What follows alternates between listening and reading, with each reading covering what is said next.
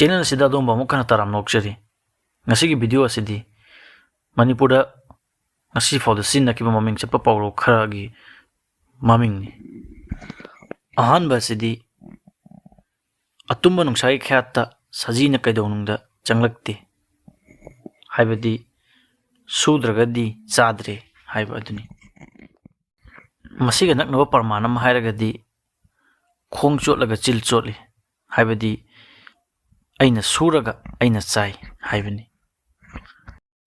mathang asina iroi leidringaida hodong hatpa haibadi pot amma anoba pot amma fanglani haiduna hana leiramba pot pu thawaida haibani mathang asina uchi kalak yumai thai haibadi pamdaba nungaitaba sauningba thodok amagidama masagi pot pu manghan takhan haibani mathang asina achobu chekna achobu mahum sai apikpana pikna sai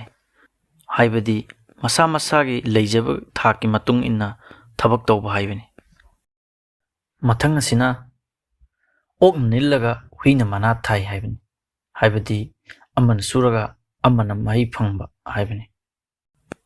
mathangi pawro asidi kai kiduna chelaga saw moknai haibadi khudong thiba amna thoknaba nathayibada atopa khudong thiba ama thengnaba haibani mathangi pawro asidi yamna phajaba pawro ni kaigi mapan na pinatang napigi mapan kaina tang haibadi angam mateng amaga pangnaba haibani mathangi pawro asina kaina tokpa pokte haiba pawro aduni haibadi machadi mapam magi sawong sada lamchat sajat lawi lawgalli haiba aduni mathang asina kai macha chawnubi yoklaga chawraga mapu chagi haiba natraga huinaw chawnubi yoga onsinduna mapuda chikpa haibadi tawimal masakangdaba haibani mathang asina khongrai satlingai sannawai haibadi lare pare lengam sangam da tawringai da thabak nangdaba haibani mathang asina lamge sanna machi sangi haibadi atopada laiba potna magul lai khanba ngasi gi hai khiba pawrosing asigi arthada soiba lanbe awrsunga pigani aduga karigomba pawrosing asigi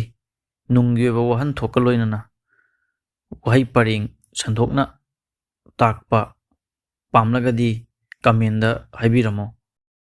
video semjarake aduga pawrogi atopa makha pamlagadi madumasu kamenda ibiramo video sibu loikhoi ingbidamakta domba mutana thagachari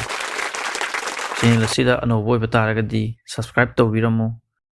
video asi share tawba kawbigano ngasigidi matang asi loisinjare